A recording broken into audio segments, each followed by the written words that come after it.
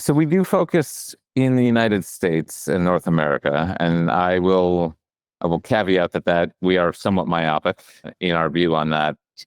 I think it is always interesting to look at those kind of fundamental economics and overlay them with public opinion.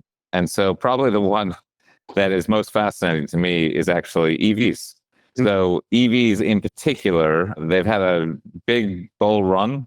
I think the challenge is that in the current policy environment, it is popular to say that, EVs are not a thing and that the tax credit's going out the door. That's kind of no net new news, even though at the time of this recording, at least, that has not officially passed. But the reality is that they're now, these EVs in general are so good and so cheap that they're actually better than a lot of gas cars. Not in all the cases, but in many of the cases. Yep. And if you actually look at the estimates over time on electrification of transportation, even with no incentive, what you see is that there's going to be, certainly worldwide, but even in the US, market share is expected to increase over time. And when you think about the knock-on effects of the electrification of transportation on our power systems, and then you think about, this has gotten a lot of ink spilled on it in the last 12 months, but you think about data center growth on the power sector,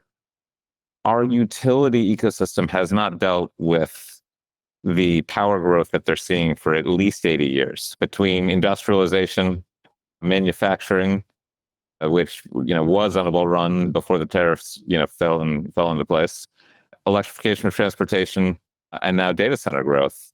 And the entire utility and power model is under pressure right now.